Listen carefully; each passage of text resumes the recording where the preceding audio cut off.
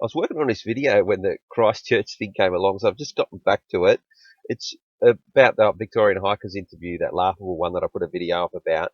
But this is about how Channel 9 cut off the interview when it started to go pear-shaped. And it's really important so that you get a real understanding of how tightly they control anything that goes to air to make sure that the narrative that they want to get across isn't upset. So we'll just watch this. I'll take you live to Victoria, where two bushwalkers who've survived 4 nights lost in the bush have been found safe and well and now speaking with the media. The wheels had already started falling off this press conference before this, but this is where it really just started to come apart. There were campers down below us, there were cows, there was a dog, and there were lights as well. So we knew we weren't far away from people and help, but we had about a 250-foot drop in front of us. So we took a few days just to have a look at it and work out if we could get down there, and decided, yep, we'll walk out. Okay. So was it the people who were camping that you eventually... That is where we'll leave Trevor Salvador and Cindy Bowen speaking live in Victoria this afternoon. What? That's where you have to leave it. This is the story of the day. This was before Christchurch. This was the biggest story running. You got the press conference. It's all been organised for the press. Well, you got to leave it there? Oh, you must have an important story to get back to. After 4 nights lost in the Victoria high country, surviving on a packed lunch for one day and a few muesli bars that they've said, a trickle of water they found, they managed to walk out of bush.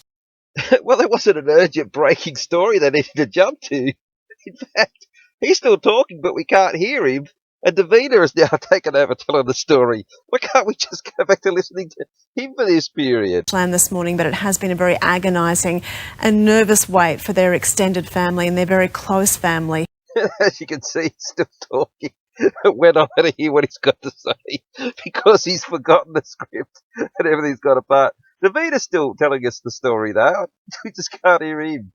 Who feared the worst, but what a story they have to tell, quite calm and remarkable about it under the circumstances. 4 nights lost in the bush, and as you can see, safe and well and very relaxed about it all.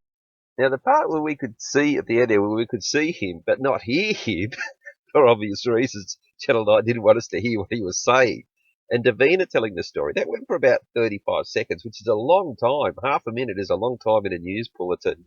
They didn't cross to anything else, obviously. So you can picture what's going on in that newsroom, can't you? They're watching it. It was already starting to fall apart a bit there when the reporter before said, "Oh, hang on, can you just tell us again what's happened? That's not what we've heard." So that would have, sparked up their interest in, hang on, what's going on here? And then the director or the producer of this news bulletin has just gone, look, cut it.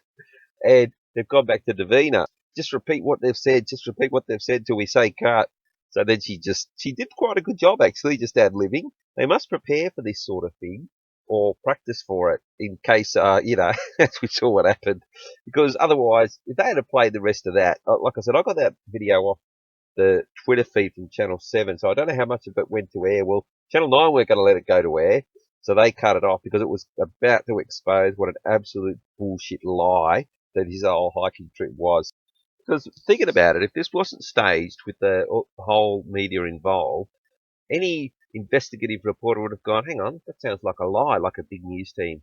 Okay, let's just keep going with this. And then at the end of it said, gee, a lot of that didn't add up. We might have to get one of our reporters onto that. This didn't seem right to us for the benefit of our viewers. Obviously, they would agree.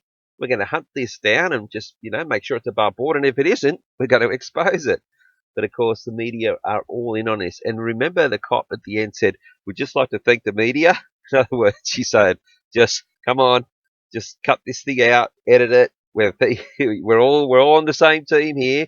The cops, the government, the media, and the bankers, So I just want to thank the media. So that's what that was all about. All right, that's it for this one.